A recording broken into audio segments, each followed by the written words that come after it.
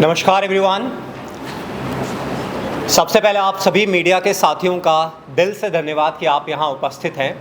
आप लोगों के सहयोग से ही इन बच्चों की सफलता की कहानी जन जन तक, समाज तक पहुँचती है। पिछले 23 वर्षों से मैं और रत्नेश सर अजमेर के बच्चों का, उनके अभिभावकों का, उनके पेरेंट्स का IITs में, मेडिकल कॉलेजेस में, देश की प्रतिष्ठित इंजीनियरिंग कॉलेजेस में जाने का सपना साकार कर रहे हैं। और आज ये जो बच्चे यहाँ पे उपस्थित हैं, इनकी JEE 2026 के शानदार परिणामों की सफलता आपके साथ साझा करने के लिए हम सब यहाँ पर हैं। JEE मेन 2026 में करीब 15,38,000 बच्चों ने अपीयर किया था और उनमें से करीब 2.5 लाख बच्चों ने JEE एडवांस के लिए क्वालिफाई किया। मुझे खुशी है आप सभी के साथ ये शेयर करते हुए कि हमारे बीच में ही जो बच्चा बड़ा हुआ है, पिछले 18 सालों से यहाँ पर अजमेर शहर में है, उसने JEE मेन 2026 में ऑल इंडिया लेवल पे 173 रैंक हासिल की है 15,38,000 बच्चों में से।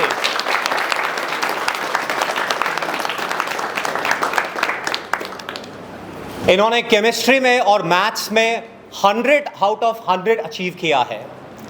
ये शानदार सफलता इनके 2 सालों की कंसिस्टेंट मेहनत, इनके फोकस, इनके डिवोशन, इनकी कंसिस्टेंसी का परिणाम है। RJ एकेडमी के टोटल 15 स्टूडेंट्स ने 99 परसेंटाइल से ऊपर मार्क्स हासिल किए हैं और 33 स्टूडेंट्स ने 98 परसेंटाइल से ज़्यादा स्कोर अचीव किया है। JEE मेन 2026 में लास्ट तक करीब 170 बच्चे तैयारी कर रहे थे RJ एकेडमी के, और उसमें से 130 बच्चों ने JEE एडवांस के लिए क्वालिफाई किया है। आप सोच सकते हैं 180 में से 130 बच्चों ने JEE एडवांस के लिए क्वालिफाई किया है। मैं समझता हूं देश के बेहतरीन परिणामों में से एक ये है। तो मैं चाहूँगा सभी हम इन बच्चों का जोरदार तालियों से अभिवादन करें।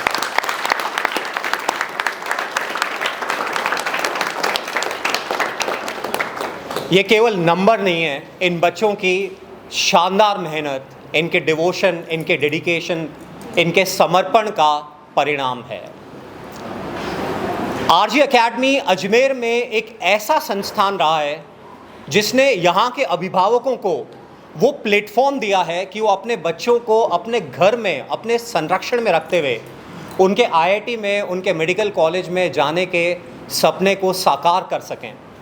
पिछले 23 वर्षों में मैंने ऐसे ढेरों केसेस देखे हैं जहाँ पे बच्चे बाहर कोटा गए, जयपुर गए, सीकर गए कि बहुत अच्छा परिणाम लेकर आएंगे, बट उनकी 2 सालों की जर्नी बहुत पेनफुल रही। तो आज आप मीडिया कर्मियों के थ्रू हम अजमेर वासियों को ये संदेश देना चाहते हैं कि अजमेर में रहकर यहाँ के टीचर्स से पढ़ते हुए आप इंडिया में ऑल इंडिया लेवल पे जो चाहे रैंक हासिल कर सकते हैं। बस आपके अंदर वो मेहनत करने की वो लगन होनी चाहिए, हमारे इंस्ट्रक्शंस को, हमारी गाइडलाइंस को फॉलो करने की कैपेसिटी होनी चाहिए। तो ये शानदार परिणाम आप लोगों के सबके सामने हैं। मुझे खुशी है आपके साथ ये परिणाम शेयर करते हुए। अब हम आपके क्वेश्चंस ले सकते हैं।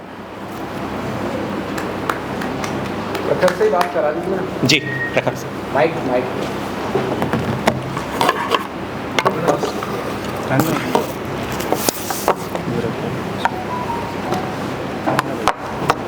थोड़ा आदि प्रकार जो आपको पोजीशन लगी है उसके लिए किसको आप बताना चाहते हैं, किसके श्रेय किसका देना चाहते हैं? देखिए, श्रेय तो सारा का सारा हमारे टीचर्स को, जो इन्होंने हमें पढ़ाया है। गिरीश सर हो गए, RD सर हो गए, और भी जो भी टीचर्स हैं जिन्होंने हमें आज तक एक भी चैप्टर पढ़ाया है, एक भी टॉपिक सिखाया है, उनको देना चाहूँगा। अपने पेरेंट्स को देना चाहूँगा जिन्होंने मेरे को हमेशा सपोर्ट किया। कभी नहीं पढ़ता था तो उसके बाद भी उन्होंने मेरे को आगे बढ़ाया, मदद की मेरी।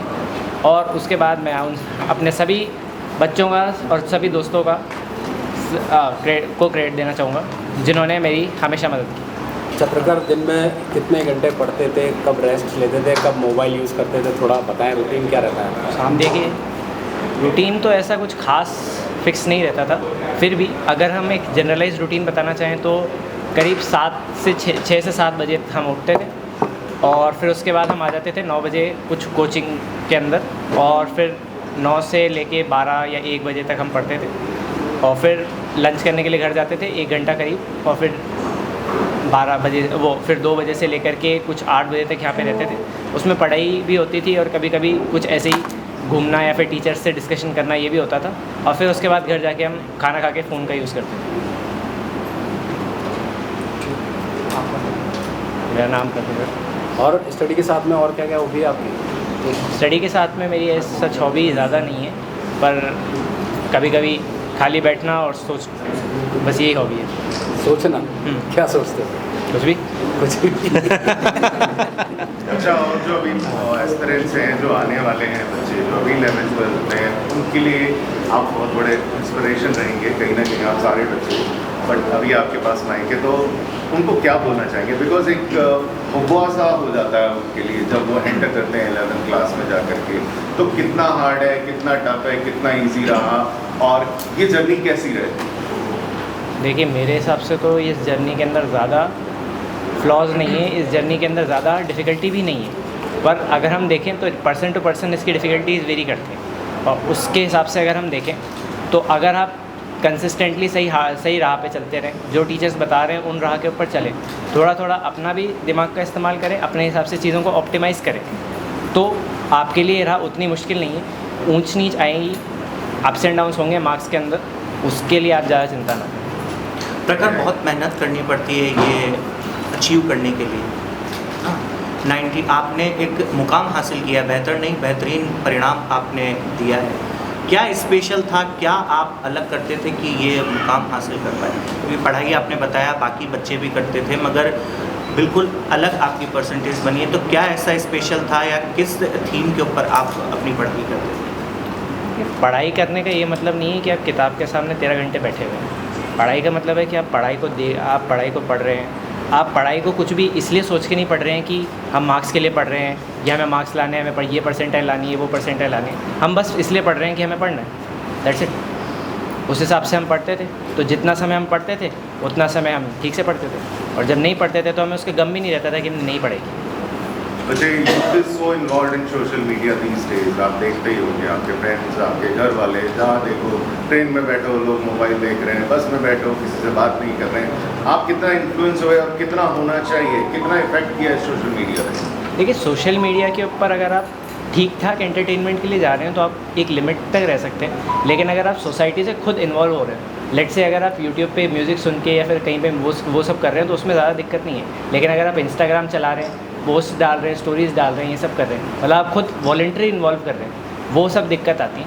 तो उन सब चीज़ों के अंदर नहीं उलझे तो ज़्यादा बेहतर है। सो म्यूजिक हील्स यू, आपने म्यूजिक की बात करी, बिल्कुल। म्यूजिक के अंदर कितना साथ दिया पढ़ाई?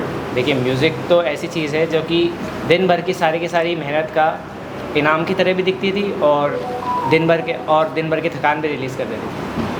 जी, तो जो आपके टीचर्स हैं उनको आपने सारा क्रेडिट दिया, पेरेंट्स को दिया, सारे जो बच्चे हैं उन सबको नेचुरली सबको क्रेडिट आता है, एक दूसरे की हेल्प करते हैं, लेकिन कितना इन्वॉल्वमेंट खास रहता है एक बच्चे की लाइफ में टीचर? मैं तो कहूँगा कि पेरेंट्स के बाद, अगर पेरेंट्स का तो स्टार्टिंग की एजेस के अंदर उनको चलना सिखाना, बोलना सिखाना वहाँ तक रहता है, लेकिन उसके बाद अगर उसको इंटरनेशनल लेवल पे लेके जाना है, उसको कुछ बनाना सिखाना है, तो वो काम तो टीचर्स का ही होता है, और टीचर के इन्वॉल्वमेंट को बच्चे के लिए सेपरेट नहीं किया जा सकता। बहुत शानदार। We are all proud of you.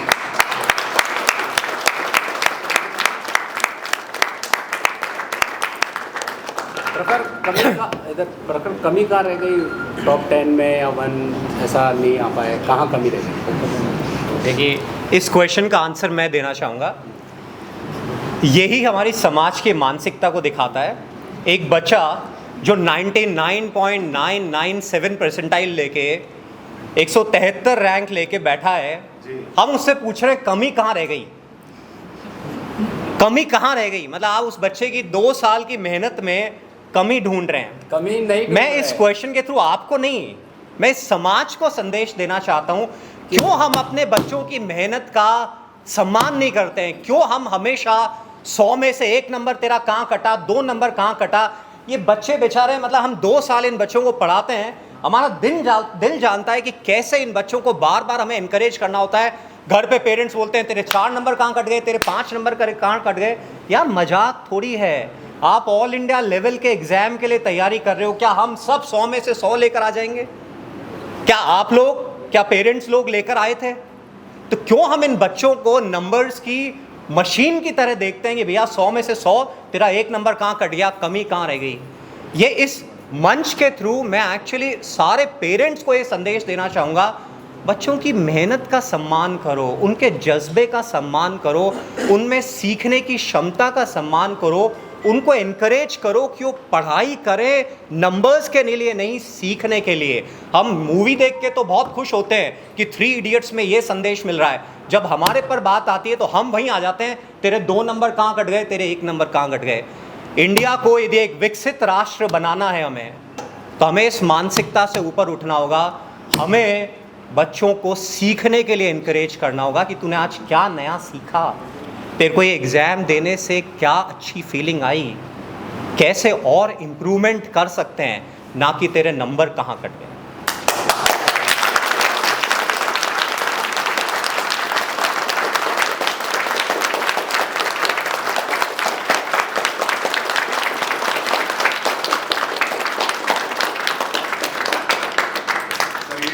बाद अब हम फाउंडेशन पर चलते हैं, आगे की तैयारी पर बात करनी बहुत ज़रूरी है, क्योंकि एक बहुत लंबा एक टफ समय ये सब बच्चे देख करके आए हैं। बिकॉज मुझे भी पता है मैंने भी 12th कैसे पास करी थी यार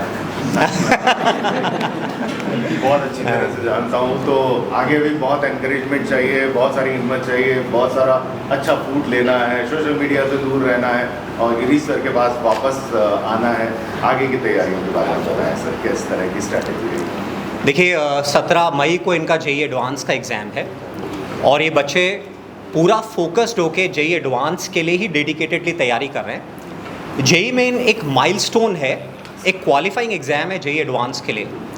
ऑलरेडी इन बच्चों की टेस्ट सीरीज चल रही है। जितने बच्चे यहाँ पे बैठे हैं, खड़े हैं, ये सुबह 8 से 9 के बीच में आरजी कैंपस में आ जाते हैं और शाम को 7 से 8 बजे तक यहाँ बैठ के डेडिकेटेडली पढ़ाई करते हैं, अपने दोस्तों के साथ हंसी मजाक करते हैं, टीचर्स से डाउट्स क्लेरिफाई करते हैं और घर खुश होके सेंस ऑफ अचीवमेंट के साथ जाते हैं। इन बच्चों को हम इनकरेज करते हैं कि आप एग्ज़ाम के लिए नहीं, आप खुद को डेवलप करने के लिए तैयारी कर रहे हो।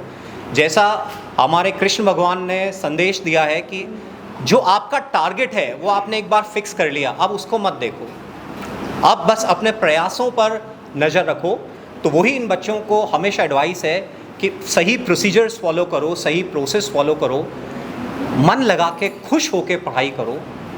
सिलेक्शन होना या नहीं होना आपकी मेहनत के साथ साथ और बहुत सारे फैक्टर्स पे डिपेंडेंट है, जिनमें से कुछ हमारे कंट्रोल में नहीं है।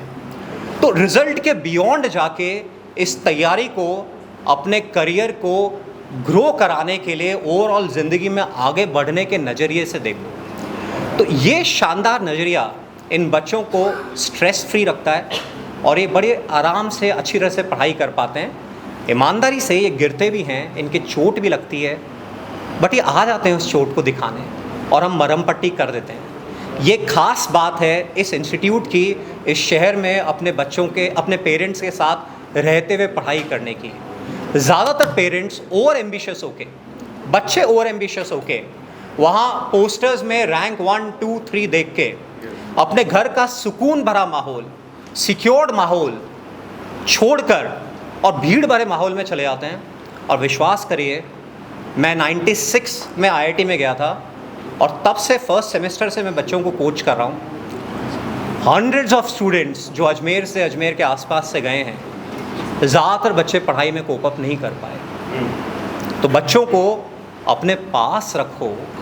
अभी 11th और 12th में आपके पास बहुत कुछ है अपने बच्चों को संस्कार देने के लिए, जो कि कॉलेज की कैओस वाली ज़िंदगी में इनको समझने में, संभलने में हेल्प करेगा। हमारे साथ मिस्टर विमल हैं जो प्रखर के फादर हैं, आप अकाउंट्स ऑफिसर हैं। हाँ, विवेक, मिस्टर विवेक हैं जो कि अकाउंट्स ऑफिसर एक प्राइवेट फर्म में, और मैम दीपिका हैं जो प्रखर की मदर हैं। आप इनसे भी अपने एक्सपीरियंसेस पूछ सकते हैं कि 2 साल की जर्नी में कितने अच्छी तरह से सुकून भरी इनकी लाइफ निकली है प्रखर की तैयारी में। गिरीश सर, मेरा एक सवाल या। है आपसे। बहुत सारी अकेडमीज अजमेर में रन करती हैं, मगर आरजी अकेडमी हर बार बेहतरीन परिणाम देती है। आपकी कितनी मेहनत होती है?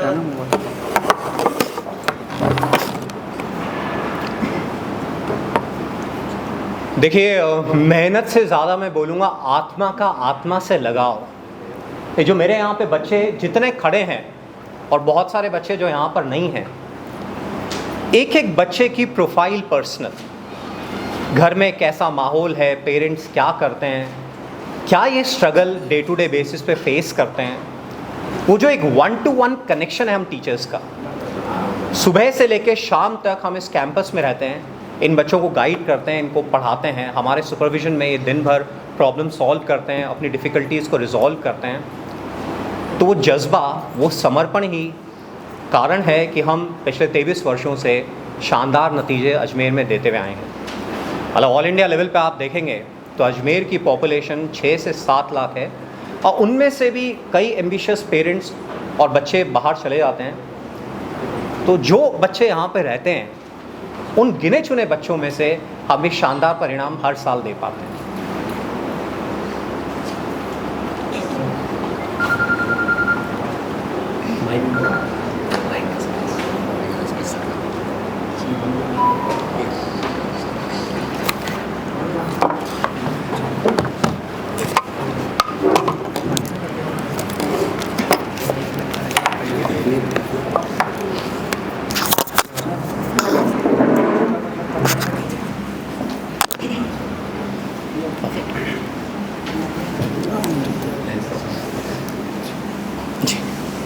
सर, बहुत बहुत बधाई हो आपको। सबसे पहले मैम आपको बहुत बहुत शुभकामनाएं। एक बच्चा पैदा होता है, उसको कैसे बड़ा किया जाता है, बहुत अच्छी तरह से पेरेंटिंग लोग जानते होंगे, और फिर आज इस लेवल पर ये बच्चा जो पहुंचा है, तो कहीं ना कहीं आपको लगता होगा कि यार मेरा जन्म देना है इसको और भगवान का, ईश्वर को मुझे देना, मतलब ये तो कमाल ही हो गया, बहुत बड़ी बात है। बहुत बहुत बधाई हो। Thank you sir. सर, मैं आपसे पूछना चाहता हूँ, कई बार जो बेसिक प्रॉब्लम आ रही है, इस वाले एग्ज़ाम की बात करें या ये टेन्योर की बात करें, एक समय था पेरेंट्स बच्चों को बाहर भेजते थे एज इन कोटा इंडस्ट्री, और फिर बहुत सारे केसेस और बहुत सारी नेगेटिविटी और कई चीज़ें होने लगी। आपको कितना कंफर्टेबल रहा आरजी एकेडमी में पढ़ाना, अपने शहर में पढ़ाना अपने बच्चे को, जहाँ वो स्कूल भी जाता था? सबसे पहले तो मैं यहाँ आरजी एकेडमी के complete staff, personally Girish sir and RD sir, बाकी के अदर स्टाफ के साथ साथ जो यहाँ का सपोर्टिंग स्टाफ है, उसको भी बहुत धन्यवाद देना चाहूँगा। और मैंने कभी भी ये नहीं सोचा कि मैं मेरे बच्चे को अजमेर से बाहर भेजूँगा। अगर पढ़ाना है तो आरजी एकेडमी में, क्योंकि हमारा इस प्रीवियस एक्सपीरियंस भी इस एकेडमी के प्रति बहुत अच्छा था। हमारे फैमिली से कुछ एक स्टूडेंट्स या हमारे रिलेटिव, उन्होंने भी यहाँ से अच्छा अचीव किया, तो फुलफिल अपर सोच यही थी कि परिवार के साथ रख के बच्चे को अगर होता है तो ठीक, बाकी प्रभु की इच्छा। Very good sir. कितना पॉजिटिव माहौल रखना पड़ा इसके लिए बच्चे के लिए? हमारी तरफ से इसके लिए कोई बाउंडेशन नहीं थी, इसको पूरा फ्री हैंड था, जितना पढ़ना पढ़, दिमाग पे कोई लोड नहीं लेना। ये उसी का ही नतीजा है कि आज इसने हमारा नाम रोशन किया। मैम, आपको कैसा लग रहा है? सर, मैं पूरे आरजी एकेडमी के हर टीचर को, वीर सर, आरडी सर और भी सारे सभी टीचर्स को सबसे पहले धन्यवाद दूंगी। मैंने तो एक कच्ची मिट्टी को यहाँ पर दिया था और उन्होंने इसको एक अच्छे मटके के रूप में, एक अच्छे घड़े के रूप में ढाला।